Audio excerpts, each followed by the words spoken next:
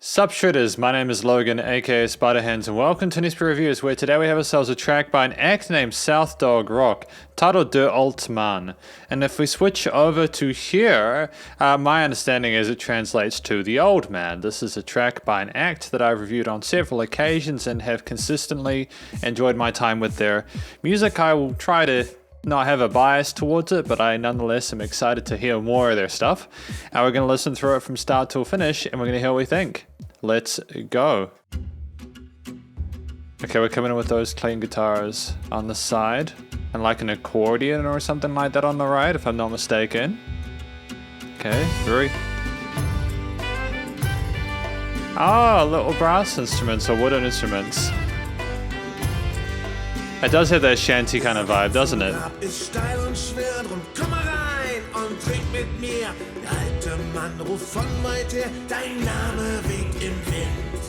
Oh yeah, so this is definitely a sea shanty. And just in case anyone is wondering, yeah, I'm aware this is not in English. We have lyrics that were kindly provided by SOUTHDOGROCK to look through afterwards so I can understand the story.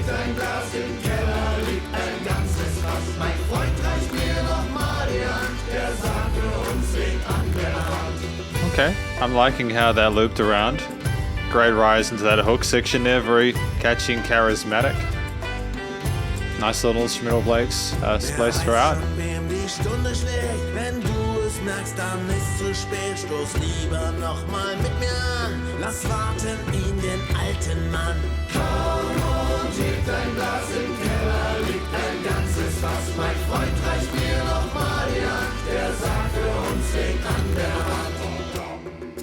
And it's just great. There's so much movement with the different chord progressions, the bass lines, the different instruments within the overall accompaniment, the different roles they play. Like, nothing's too technical, but their individual bits, there's a great amalgamation of them in the overall essence of this track, which is very true to the style of music. Great bass in those vocals. Komm, mein Freund, stoß noch mal mit mir an. Heute Nacht.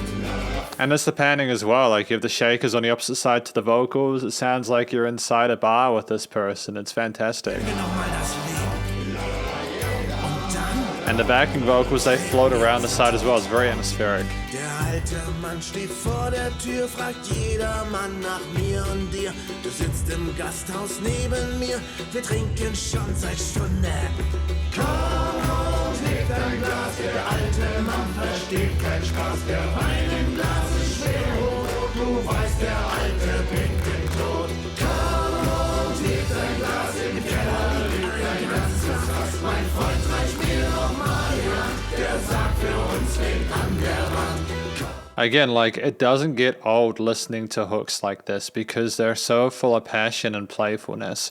They're really fun to listen to. And I think a lot of music nowadays misses the idea or the concept of fun. There was a track that got released like probably a year or two ago that went viral, not because of how musically incredible it was. It was simply because the person that did it understood that songs like these sea shanties are actually innately effective ways at communicating with the listener. And they're storytelling devices. The instruments don't take away from the story because they're not trying to steal the show. I'm not saying this is minimalist by any means, because it's not. There's an intricacy in how the different instruments have been composed and performed within this, and there's variations in dynamic ranges and the different energies within, you know. But it's just really enjoyable, and I think that's a really important thing when you're releasing tracks, is to make them entertaining. Im Keller liegt ein ganzes Fass. Mein Freund reicht mir noch mal die Hand, der sagt für uns lehnt an der Wand.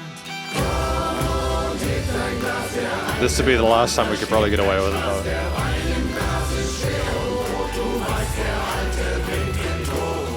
There's little whispers as well. It's kind of creepy, but it's kind of dig it. It's like you're in a bar surrounded by it. It's very, very, very dramatic. The theme behind it isn't super duper intense. There's a little bit of intensity with the verse sections, how they go down to the minor key.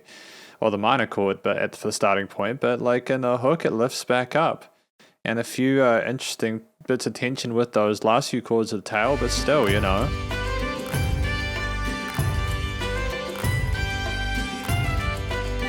you know, da da da da da da da da. You know, it's fun stuff. Like, I legitimately, what I want from music is for people to put this much effort into sub 3 minute tracks, because this is 2 minutes 45, right? This is 2 minutes 45, and like it just starts with those steel string acoustic guitars there, and it morphs into something completely different, and lovely. But of course, before we look at that, we've got to check out the lyrics, which again were provided by SOUTHDOGROCK. So let me just make them bigger. Oh, how do I do that? Wow, it's been a while since I've done this. Oh, you literally have to press the view button. Okay, that's okay. We got the way to the tomb is steep and difficult, so come in and drink with me. The old man calls from afar, your name blows the wind to me. Oh my goodness. The coffin for us leans against the wall. So is it talking about drinking along the way of death? It's the journey along to that point?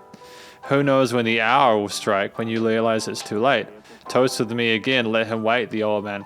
Oh, so the old man is the one that comes for you. So they're kind of like the equivalent of the Grim Reaper or something like that. That's really interesting.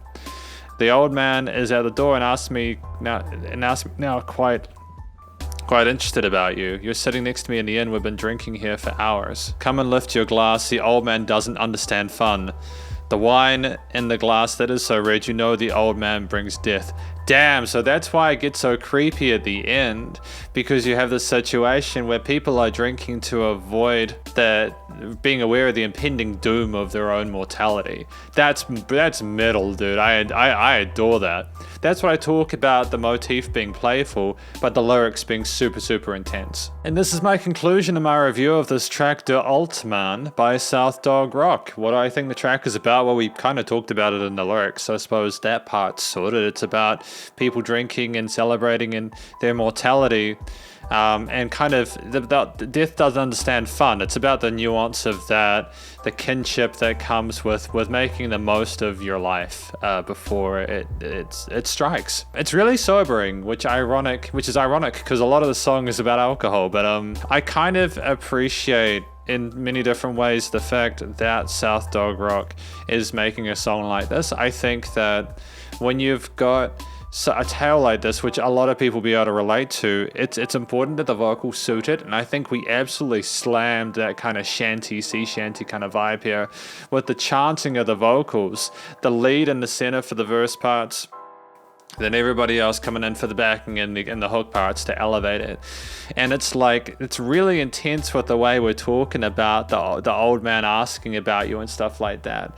And it's really intense and uncomfortable, especially with that minor chord and the harmony. But the way that it was emoted, the way the guy sang it, dun dun dun dun dun, you know, it's like he's trying to warn you about it, but also saying no, but don't lose sight of the fact that you don't want to just like completely just hide in your room for the rest of your life. You know, try and have fun, try and make things entertaining, and then everyone comes in to reinforce that in the hook. And I think that it's a lovely transition between those verses and chorus, which is just, I don't want to get onto the instrumental part just yet, but just I do appreciate how everything is entwined and interlocked, and how much thought has been put to getting these different elements to work together. But yeah, there was not a note out of place for the vocals, whether it was the single lead in the middle, or you had the whole entire gang crowding around in the various parts of the stereo field, kind of articulating and making more of a sort of a bar or a venue type feel there. The whole chant thing is wonderful, you know, very authentic to the genre. The harmonies there, as well as the different approaches to the vocals, like some parts were whispered and stuff like that, some parts were shouted, some parts were just sung. The different ways of engaging with the lines adds a bigger sense of heft to those lines that were delivered in the hook, which make it more interesting to listen to and more impactful.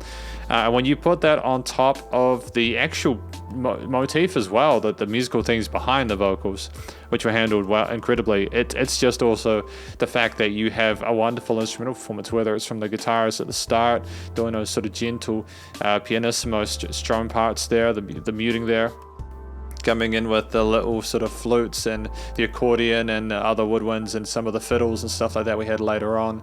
And you know, just what else? Because what else did we have in there? If we go back a little bit, if we go back to here and we play from that part, you have maybe a cajon or something like that, and amongst the shakers and everything, alternative forms of percussion that suited. That's also worth noting, is that we knew what instruments to use to really sort of be authentic to the genre, because you can't just use a traditional acoustic drum kit or an electric kit. Obviously it won't quite sound the same. You know, you kind of want to have a live recording tone for music like this in order to make it sound more authentic. And we nailed that there. The instrument choice was good. The way we staged the different instruments in the frequency spectrum there in terms of the accompaniment was fantastic in composition perspective. Nothing argued with each other. It was very easy to tell which instruments were which in the mix. We didn't just have them all at once or nothing. We had various stages of them coming in and out. The accordion came in on an interesting side of the stereo field as well, which allowed us to sort of appreciate it more in detail. But wait, why is it only on this side? You know what I mean? And that's part of the beauty of being creative with composition, is that you can go, oh, what will the listener be expecting? Okay, don't do that, because it's going to be boring if we do it like that, or less interesting. Let's kind of twist the expectations a little bit. And so they did that. They make it uneven, causing tension, because we typically like things being balanced when we listen to it, and then suddenly, bam, hook. Everything comes in, very satisfying and pleasurable. I'm not sure how many people they had playing these different instruments, whether they had some people covering others or whether they had extra musicians come in. It seems like a lot of people were involved in the actual performance of it. There was a wonderful chemistry between the different musicians involved. I mean, SOUTHDOGROCK are a band that I've been following for a while, and I can tell the acumen, the class they have as an act. I mean, they won some awards recently for their work, if I'm not mistaken, like in like the German Rock Awards or something along like that. Yeah, it was the 40th German Rock and Pop Awards, if I'm not mistaken. They won. They're an award-winning band, so it's unsurprising that they're releasing music of this quality. And I like the fact that they're including some pop elements like the catchy vocal melodies, as well as the guitars and the heavier occlusions and the more sinister elements, because I think that you can balance both rock and pop within the same song. I think it's just about fun, because if you have things that are too clean, it sounds insincere and disingenuous. So having some gritty kind of textures in your track and your mix can help. I think there's definitely an equilibrium to be there, and despite the tension occasionally between sections, and not also to mention the fact that I really enjoyed those instrumental transitions between the verses and choruses, like especially after those choruses, just having the lack of a vocals helped you to appreciate everything going on behind the scenes with the performances from the strings, the people playing the fiddles and strings, the tambourines and the shakers and everything like that. It was wonderful. Now at 2 minutes 45 we had like a chorus, verse, chorus, verse, chorus, verse, chorus kind of structure there with various instrumental breaks. We had an interlude as well, I think, before that. There was a lot going on in that 2 minutes 45. I still feel as if, you know, even if it was really entertaining, I think that if we had gone and put in another chorus after that last one, it would have been too much. We summed the song up really nicely at that last outro chorus. Things ended at 2:45. You came in, you go out, feeling that you come out a better person for listening to a track like this. And I really thank SOUTHDOGROCK for knowing when to stop, because there's a time and place to have a longer track, and I think that they did what they needed to and told the story they needed to within this, and it was great. And finally, before I go into the recording, mixing, mastering, I just want to say that as someone who could not understand the lyrics, I'd happily listen to these guys anytime. Even though I appreciate the translations just for the sake of being able to review it, I don't actually feel like I would have lost anything. Well, obviously having the story is great, but I would have still enjoyed it a lot without knowing what the song was about. So that's testament to the songwriting, musicianship, and the performance. But the recording, mixing, and mastering was utterly sensational. I love the quality of the vocal recordings there. They were nice and crisp and fresh sounding. They sounded like they were recorded in a live environment, whether it was the lead in the middle, the main set vocalist in the middle, or the backing going on in the hook sections. You know, it sounded incredibly competent, and like these people have a lot of experience on the mic as musicians. They have great Great vocal technique. I didn't mention this in the vocal section. I was more talking about the charisma and the personality beside it. But they have great vocal technique. And again, there was lots of personality and charm behind it. They knew when to sort of express themselves differently for the different words, sort of evoke a more involving experience for the listener, but also to kind of just have a great synergy amongst the various elements. And when you couple that with the recording quality of the various instruments in the mix, how well they were done, and the great polish and shimmer and sheen to those, I think we have ourselves an absolute winner. I want to hear more of these musicians. I think that we had a point now where the studio side of things is handled as well. You had nice filtering and EQing of various instruments so know where to resonate frequencies anywhere in the frequency spectrum. You had this excellent overall kind of approach to what was going on with the stereo panning of the various instruments. It was nice and wide. They had different placements, and you'd go backwards and forwards between like the little tambourines or the shakers and the vocals, like that side there, kind of like you're opening the door going into the pub. It was great, and it was nice. Sometimes you had things sort of simmer down and things were more in the center. There was variation with where things were positioned and approached, and at the same with the dynamic range and the perceived loudness, changes in perceived loudness there. We just had so much to appreciate there in regards to that. The quality was sensational. The compression, the leveling of different elements of the mix was awesome. Everything was nicely pitted against one another, things fit well. There was no need to do any sort of severe sidechaining because things just were positioned well in the frequency spectrum without any resonances. So it just sat there nicely, and it sounded more organic because of that. And it was nice and loud without pumping. And this is effectively my review of the Alte Mann by SOUTHDOGROCK. Hopefully you enjoyed it. If you did, please go check out their various social medias. And, they're on those digital streaming platforms at this point, so go find them there. And stay cool and stay safe. And please remember to support your local musicians and artists at this point in time, as they need the help more than ever with all the crazy stuff going on in the world. And I will catch you in the next review. Spiderhands Out.